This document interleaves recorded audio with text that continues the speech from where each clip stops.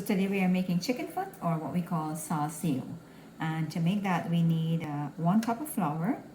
We'll add 2 tablespoons of yellow split pea, that's a dry split pea. 1/2 of a tablespoon of blended up garlic and onion, 1 teaspoon of baking powder, 1/2 teaspoon of grounded pepper, 1/2 of a teaspoon of curry powder, and 1/4 of a teaspoon of turmeric. So we get started. It doesn't matter how you're adding your ingredients, everything has to be in there. So we started with our baking powder, and then all of the other ingredients will just go into our mixture. So that's the ground peas, put our turmeric, curry powder, the hot pepper, and the garlic and onion. To this we are going to add a little bit of salt to taste, and MSG, which is again optional. It's always optional with MSG. I'm gonna add some salt,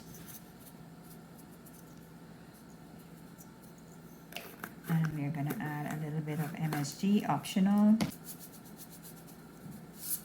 I'm gonna mix all of this up together.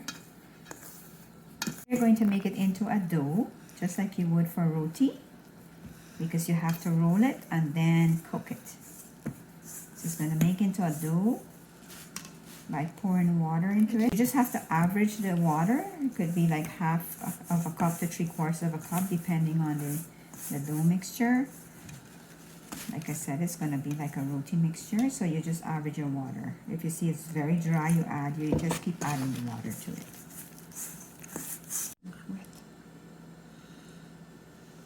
I'm just putting a little bit of dry flour so it doesn't stick. Clean nicely around it. And there you go, that's your mixture.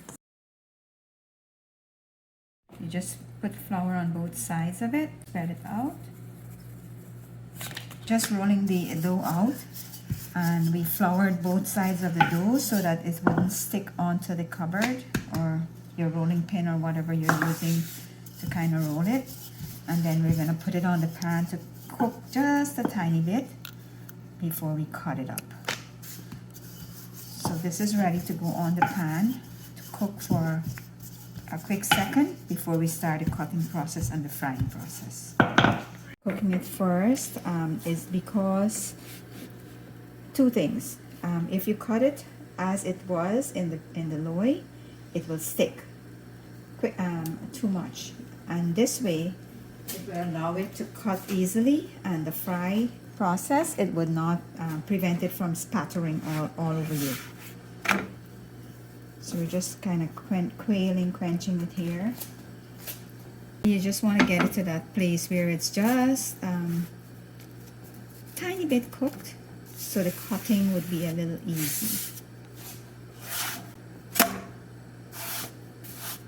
So one more turn and we're ready to cut. This is it. This is what you need. You don't need it to cook too much. What we're going to do now, we are going to cut this very, very tiny. So it's going to fry. So the scissors is the best way to do it, as you see there. And you'll get a nice crunch on it. So to make it easy, you could cut this in half.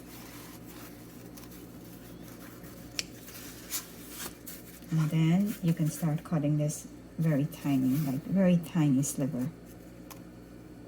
See that?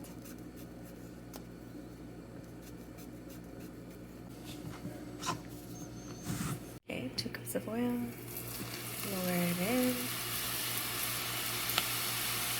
And on low heat.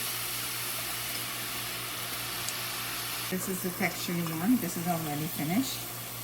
It doesn't take that long at all.